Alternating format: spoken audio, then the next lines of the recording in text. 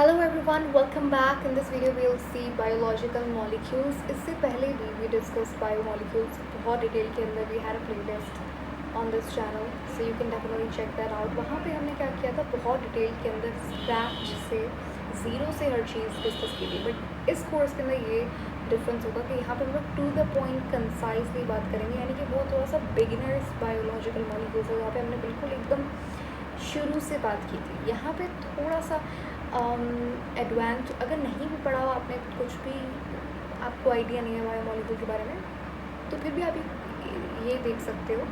लेकिन I would suggest कि आप वो वाला बायोमॉलिक्यूल्स वाला प्लेलिस्ट देखो जो कि इसी चैनल पे अवेलेबल है। खैर शुरू करते हैं। यहाँ पे हम लोग MCQ से रिलेटेड बात करेंगे, ठीक है। यहाँ पे हम लोग टू द पॉइंट चीज़ें देखेंगे। Anyways, let's get started. पहला जो हमारा टॉपिक रहेगा वो रहेगा केमिकल कंपोजिशन ऑफ प्रोटोप्लाज्म वगैरह। लेकिन उससे पहले थोड़ा सा इंट्रोडक्शन ले लेते हैं। देखो, बायोलॉजिकल मॉलिक्यूल, बायो के अंदर नाम को समझना पहले बहुत इंपॉर्टेंट है। नाम के अंदर ही पूरी उसका ऑब्जेक्टिव्स वगैरह सब कुछ, मतलब उसका मतलब ही नाम के अंदर होता है, बायोलॉजी के अंदर। अब बायोलॉजिकल मॉलिक्यूल, ठीक है, वो ऐसे मॉलिक्यूल जो कि लिविंग बॉडी, बायो यानी कि लाइफ, लिविंग बॉडी के अंदर पाए जाएँ, वो मॉलिक्यूल्स बायोमॉलिक्यूल है। लेकिन हमारी बॉडी के अंदर, नॉट ओनली हमारी, बट कोई भी लिविंग ऑर्गेनिज्म, उसकी बॉडी के अंदर तो बड़े सारे मॉलिक्यूल्स होते हैं, ठीक है। सारे के सारे क्या बायोमॉलिक्यूल्स हैं? नहीं, ठीक है, नहीं। सिर्फ यहाँ पे मैं स्टेटमेंट लिख रही हूँ, उसे याद रखिएगा। Organic carbon containing compounds in living body is a biomolecule। Organic यानी कि कार्बन एंड हाइड्रोजन जिस मॉलिक्यूल में पाया जाता है वो ऑर्गेनिक मॉलिक्यूल होता है, ठीक है। अब अगर मैं यहाँ पे सिर्फ कार्बन कंटेनिंग कंपाउंड लिखती तो क्या वो सही होता? नहीं, क्योंकि कार्बन कंटेनिंग कंपाउंड तो बहुत सारे होते हैं, जैसे कि कार्बन डाइऑक्साइड, कार्बाइड, हमारी बॉडी में कार्बन डाइऑक्साइड होती है, तो क्या वो बायोमॉलिक्यूल होगी? नहीं। क्यों? क्योंकि वो इनऑर्गेनिक है। तो इसीलिए मैंने लिखा ऑर्गेनिक कार्बन कंटेनिंग, और आप सिंपली ये बोल सकते हो organic molecules in our living body is called biological molecules, ठीक है।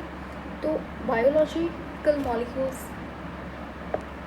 बहुत इंपॉर्टेंट है, इनके बारे में पढ़ना बहुत इंपॉर्टेंट है। क्यों देखते हैं, लेकिन उससे पहले बायोलॉजिकल मॉलिक्यूल्स, जिस बायो की एक ब्रांच जिसके अंदर हम लोग बायोलॉजिकल मॉलिक्यूल्स के बारे में पढ़ते हैं, दैट्स बायोकेमिस्ट्री, ठीक है। बायोकेमिस्ट्री हमें क्या बताती है? वो हमें बताती है chemical basis of life. Biochemistry हमें केमिकल बेसिस ऑफ लाइफ के बारे में बताती है, यानी कि ज़िंदगी केमिकली किन चीज़ों से बनी हुई है, बायोमॉलिक्यूल से बनी हुई है, उनकी स्टडी इज़ बायोकेमिस्ट्री। अच्छा, अब इम्पोर्टेंस क्या है, बायोकेमिस्ट्री पढ़ने की ज़रूरत क्या है? तो इसकी बहुत सारे रीज़न्स है। पहले तो हमारी बॉडी के अंदर डिफरेंट मेटाबॉलिक रिएक्शंस हो रहे हैं, उनके बारे में इंफॉर्मेशन गेन करना बहुत ज़्यादा इम्पॉर्टेंट है, ठीक है। उसके बाद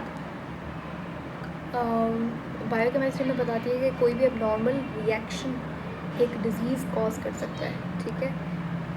it gives information about abnormal reactions that can lead to disease।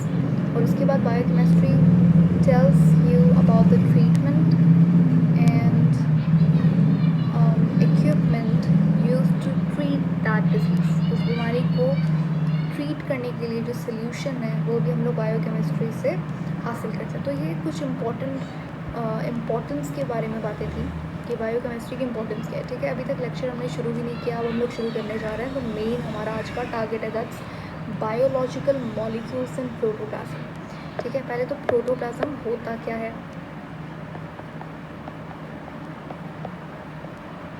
ठीक है। न्यूक्लियोप्लाज्म और साइटोप्लाज्म को मिला के हम लोग प्रोटोप्लाज्म बोलते हैं, ठीक है।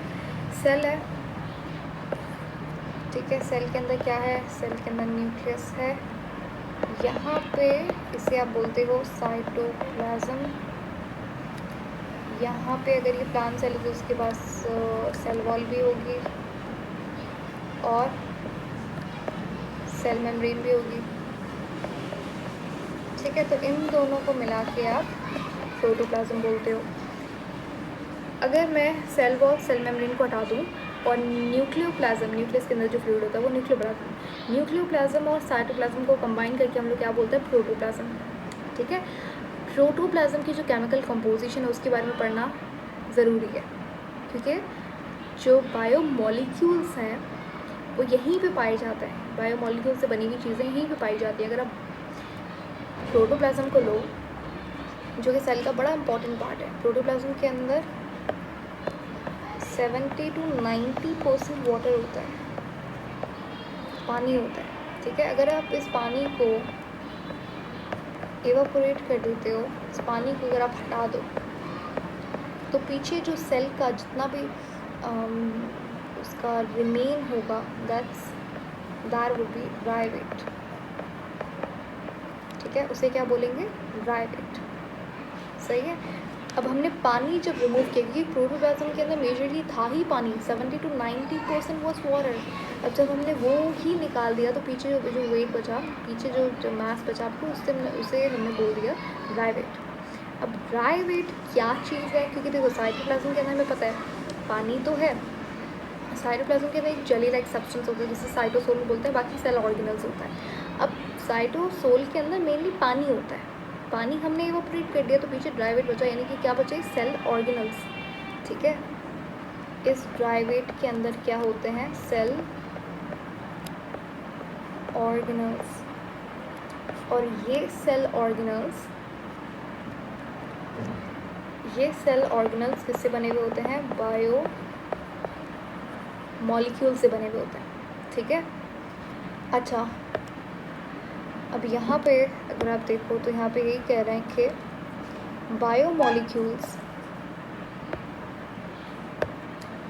Biomolecules are different chemical compounds of living beings. एक लिविंग बॉडी के अंदर जितने भी केमिकल कंपाउंड्स होते हैं, ऑर्गेनिक केमिकल कंपाउंड्स, उन्हें बायोमॉलिक्यूल्स कहा जाता है। बायोकेमिस्ट्री एक ऐसी ब्रांच है बायोलॉजी की जहाँ हम लोग बायोमॉलिक्यूल्स, ऐसे बायोलॉजिकल मॉलिक्यूल्स के बारे में पढ़ते हैं। It also deals with various chemical reactions of living beings. ठीक है, वही इंपॉर्टेंस वाली बात है कि गिव्स, बायोकेमिस्ट्री में क्या बताती है, gives information about various metabolic activities happening in a living body. Clear. अब उसके बाद हमने बात की थी यहाँ पे, यहाँ पे हमने बात की थी केमिकल कंपोजिशन ऑफ प्रोटोप्लाज्म की। तो अप्रॉक्सीमेटली, अच्छा यहाँ पे थोड़ा सा कुछ चीज़ें लिखी हुई हैं, उसको डिस्कस करने से पहले यहाँ पे कह रहे हैं कि ये जो प्रोटोप्लाज्म है, या फिर अगर आप लिविंग बॉडी को देखें तो लिविंग बॉडी बनी हुई है एलिमेंट से। डेफिनेटली लेवल ऑफ ऑर्गेनाइजेशन में पहले एटम आता है, देन मॉलिक्यूल, देन एलिमेंट। तो हमारी बॉडी के अंदर 6 मेन एलिमेंट्स होते हैं। ठीक है, मेनली जितने भी एलिमेंट्स हैं वो 6 हैं मेजरली। कौन कौन से, oxygen, hydrogen, carbon, nitrogen, sulphur and phosphorus. ठीक है, अभी क्या है, क्यों है, यहाँ पे लिखा हुआ है, बहुत डिटेल के अंदर इसकी बात कर रहे हैं। ठीक है, तो ये आपके पास मेजर एलिमेंट्स हैं, oxygen, hydrogen, carbon, nitrogen, sulphur, phosphorus. इन्हें बायो एलिमेंट्स कहा जाता है। ठीक है, बायो मॉलिक्यूल्स, देखो बायो एलिमेंट्स ही बायो मॉलिक्यूल्स बनाता है। ठीक है, बायो एलिमेंट्स का मतलब ये है कि वो एलिमेंट्स जो कि मेनली लिविंग ऑर्गेनिजम्स के अंदर पाए जाएँ। ठीक है, लिविंग बॉडीज़ मेनली बनी हुई होती है इन 6 एलिमेंट्स की, ह्यूमन बॉडी। ठीक है, अप्रॉक्सीमेटली 15-25 एलिमेंट्स और टोटल एलिमेंट्स कितना है यहाँ पे थोड़ा सा just give me a second.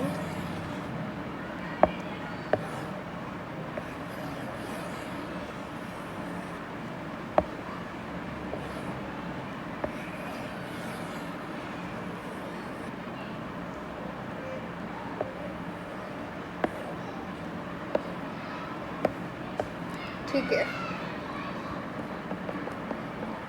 तो यहाँ पे कह रहे हैं कि जो एलिमेंट्स हैं वो कितने होते हैं टोटल एलिमेंट्स दुनिया के अंदर? टोटल एलिमेंट्स कितने हैं अभी तक जो डिस्कवर हो चुके हैं? वो 118 है, ठीक है। अभी जो 118 एलिमेंट्स हैं इनमें से 92 एलिमेंट्स क्या हैं? नेचुरली अकरिंग, यानी कि जो कि नेचुरली दुनिया के अंदर मिल रहे हैं। बाकी जितने भी वो मैन मेड, आर्टिफिशियल, ठीक है, जो कि लेबॉर्ट्री के अंदर बनाए गए हैं। अभी जो 92 एलिमेंट्स हैं जो दुनिया अर्थ के ऊपर मिल रहे हैं,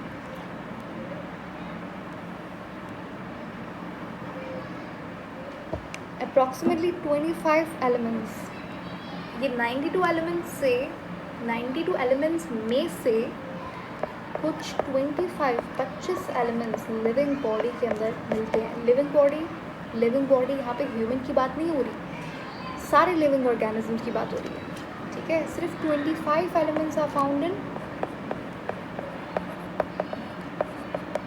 लिविंग थिंग्स, ठीक है। टोटल एलिमेंट्स कितने हैं? 118। नेचुरली अकरिंग एलिमेंट्स कितने हैं? 92। उसके बाद कितने 92 एलिमेंट्स तो नेचुरली अकरिंग है, लेकिन उसमें से कितने लिविंग ऑर्गेनिज्म की बॉडी के अंदर पाए जाते हैं? 25, ठीक है, 25। और ये जो एलिमेंट्स हैं, ये जो 25 एलिमेंट्स हैं, इन्हें बायो एलिमेंट्स कहा जाता है। क्यों? क्योंकि वो एलिमेंट्स जो कि लिविंग ऑर्गेनिज्म की बॉडी के अंदर पाए जाएं उन्हें बायो एलिमेंट कहा जाता है, ठीक है। लेकिन ह्यूमन का केस कुछ और है।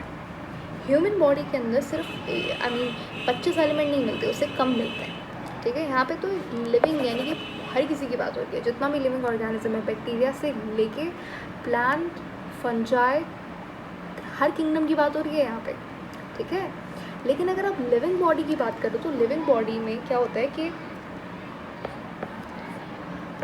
लिविंग बॉडी में कितने हैं? 25। ह्यूमन बॉडी में कितने होंगे भाई? ह्यूमन बॉडी में होंगे 16 एलिमेंट। इंटरेस्टिंग, 16 एलिमेंट, 16 एलिमेंट, ठीक है।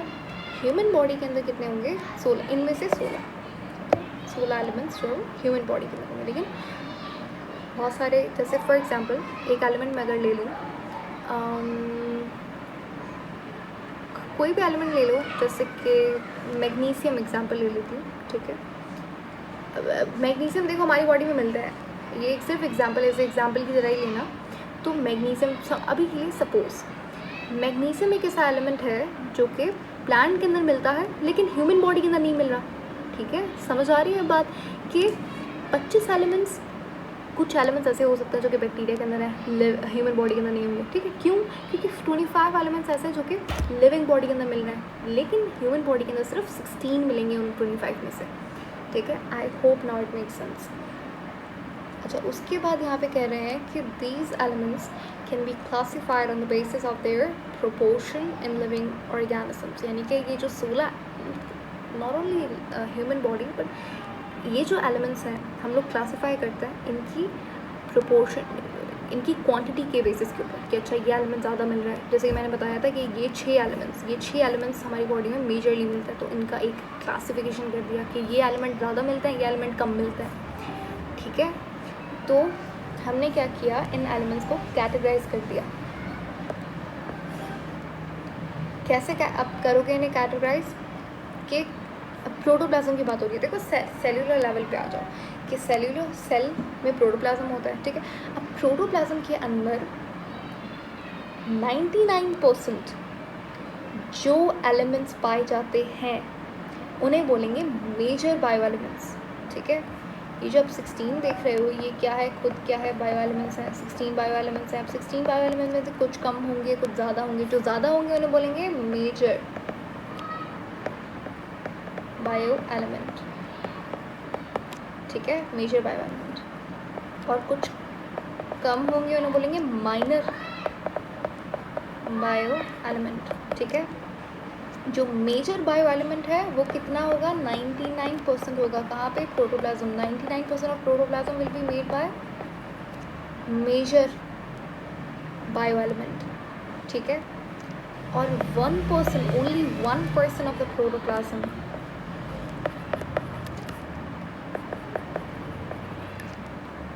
वो बनता है माइनर बायो एलिमेंट से, ठीक है। और कुछ छोटा सा एक यहाँ पे क्लासिफिकेशन होता है जिसे हम लोग ट्रेस एलिमेंट्स कहते हैं, ट्रेस बायो एलिमेंट्स, जो कि 1% से भी कम, नॉट ओनली 1% बट 0.1% से भी कम क्वांटिटी के अंदर जो एलिमेंट मिल रहा है एक लिविंग ऑर्गेनिज्म के अंदर, उसे बोलते हैं ट्रेस एलिमेंट। ट्रेसेस किसे बोलते हैं? ट्रेसेस यानी कि बहुत छोटा कोई रिमेन, बहुत छोटा कोई प्रोपोर्शन, ठीक है, उसे ट्रेस बोलते हैं। ट्रेस अमाउंट यानी कि बहुत कम, ठीक है, क्वांटिटी वाइज बहुत कम, तो यानी कि ऐसा बायो एलिमेंट जो कि बहुत कम मिल रहा है, लेकिन मिल रहा है, कितना कम मिल रहा है? 0.1% से भी कम मिल रहा है, वो ट्रेस एलिमेंट है। उसके बाद कुछ ट्रेस एलिमेंट्स होते हैं जैसे कि आयरन। सरप्राइजिंगली आयरन जो है वो एक ट्रेस एलिमेंट है, ठीक है, लेकिन फिर भी आयरन कितना इम्पोर्टेंट है, ठीक है। अगर आयरन की डेफिशिएंसी हो जाती है तो उससे बहुत सारी डिजीज़ेस हो सकती हैं, बहुत सारे एबनॉर्मलिटीज़ हो सकती हैं, ठीक है, बहुत सारी मेटाबॉलिक एक्टिविटीज़ सही से काम नहीं कर सकती, तो आयरन बहुत इम्पोर्टेंट है, सही है। आयरन ब्लड की प्रोडक्शन के लिए बहुत इम्पोर्टेंट है, आयरन हीमोग्लोबिन बनाने के लिए ज़रूरी है, सही है। उसके बाद बायो एलिमेंट्स कंबाइन होते हैं एक दूसरे से और इस तरीके से बायो मॉलिक्यूल्स बनते हैं, ठीक है। Bio elements combine with each other and can form thousands of different biomolecules which may be inorganic and organic. अब ये बायो एलिमेंट्स आपस में मिलके या तो ऑर्गेनिक मॉलिक्यूल्स बनाएंगे जो कि क्या है? बायो मॉलिक्यूल, जैसे कि कार्बोहाइड्रेट, लिपिड, प्रोटीन वगैरह, और इन्हीं बायो एलिमेंट से या तो इनऑर्गेनिक मॉलिक्यूल्स बनेंगे जैसे कि पानी, मिनरल्स, ठीक है। तो आई होप ये आपको एकदम क्लियर होगा। अब यहाँ पे कुछ प्रोपोर्शंस दी गई हैं, कुछ परसेंटेज दी गई है कि इतना परसेंट पानी मिलता है सेल के अंदर, बैक्टीरियल सेल के अंदर एंड मेमेलियन सेल के अंदर कंपैरिजन हुआ है। मेमेलियन सेल यानी कि मैमल का सेल, मैमल क्या होता है? यानी कि ऐसा लिविंग ऑर्गेनिज्म, हम लोग मैमल हैं, ठीक है, जिनकी बॉडी के ऊपर थिक फर होता है और वो अपने प्रोजनी को खुद फीड करता है, ठीक है, अपने बेबीज़ को खुद फीड करता है। पानी, प्रोटोप्लाज्म के अंदर पानी का परसेंटेज कितना होता है? अगर आप मेमेलियन सेल को देखो तो 70 to 90% वाटर होता है, बैक्टीरिया सेल के अंदर भी 70 to 90% वाटर होता है। अगर अब यहाँ पे क्वेश्चन क्या आएगा? यहाँ पे सवाल आएगा कि सबसे ज़्यादा सेल में, सेल के प्रोटोप्लाज्म में पाए जाने वाला बायोमॉलिक्यूल्स कौन सा है? अब यहाँ पे परसेंटेज देखो, सबसे ज़्यादा परसेंटेज किसकी है? दोनों के अंदर, जैसे इसके दोनों के अंदर प्रोटीन सबसे ज़्यादा, प्रोटोप्लाज्म मेजरली प्रोटीन से बना हुआ है, ठीक है। पहले पानी है प्रोटोप्लाज्म के अंदर सबसे ज़्यादा, तो उसके बाद प्रोटीन है, ठीक है, 18% प्रोटीन होता है। उसके बाद कार्बोहाइड्रेट है 4%, उसके बाद lipid and then nucleic acid, DNA and RNA। उसके बाद कुछ जो भी इनऑर्गेनिक मॉलिक्यूल्स जैसे कि एंजाइम हो गया, हार्मोन्स हो गए, मेटाबोलाइट्स हो गए, अच्छा ये ऑर्गेनिक होते हैं, एंजाइम, हार्मोन, मेटाबोलाइट्स, एंड कुछ इनऑर्गेनिक आयंस, कुछ मिनरल्स, ये लेस देन 1% या फिर 1% होता है, ठीक है। तो जो 4 फंडामेंटल बायोमॉलिक्यूल्स होते हैं वो कौन कौन से होते हैं? वो होते हैं carbohydrate, protein, lipid and nucleic acid, ठीक है। सबसे ज़्यादा कौन सा पाया जाता है? प्रोटीन, ठीक है। प्रोटीन आपको मेम्ब्रेन के अंदर मिलेगा, प्रोटीन आपको, एक मिनट, प्रोटीन आपको मेम्ब्रेन के अंदर मिलेगा। मेम्ब्रेन सिर्फ सेल मेम्ब्रेन की बात नहीं हो रही, मेम्ब्रेन कोई भी हो सकती है मेम्ब्रेन, सेल ऑर्गेनल के ऊपर जो मेम्ब्रेन होती है वहाँ पे भी प्रोटीन से बनी होती है। राइबोसोम, क्या होता है राइबोसोम? आगे जाके हम लोग सेल फंक्शन एंड स्ट्रक्चर के अंदर पढ़ेंगे। राइबोसोम छोटे छोटे ऑर्गेनल्स जो कि जिनके ऊपर मेम्ब्रेन नहीं होती, मेम्ब्रेन बाउंडेड ऑर्गेनल्स नहीं होते। राइबोसोम का काम होता है प्रोटीन सिंथेसिस करना, ठीक है, तो वो खुद भी प्रोटीन से ही बना हुआ होता है। राइबोसोम बना हुआ होता है प्रोटीन से और एक स्पेशल टाइप ऑफ RNA जिसे राइबोसोमल RNA, rRNA कहा जाता है। और साइटोस्केलेटन, एंजाइम, ये सारी चीज़ें किससे बनी हुई हैं? प्रोटीन से बनी हुई हैं। उसके बाद लिपिड, लिपिड हमारी मेम्ब्रेन के अंदर पाया जाता है, बहुत सारा लिपिड, ग्लाइकोलिपिड करके लिपिड बहुत इंपॉर्टेंट मेम्ब्रेन के लिए। साइटोप्लाज्म के अंदर बहुत सारे स्ट्रक्चर्स लिपिड से बने हुए होते हैं। स्मूथ एंडोप्लाज्मिक रेटिकुलम लिपिड बनाता है और उसके ऊपर भी लिपिड डिपॉजिशन होती है। लिपिड हमें लिपिड देखो फैट के अंदर, fat is a type of a lipid, ठीक है।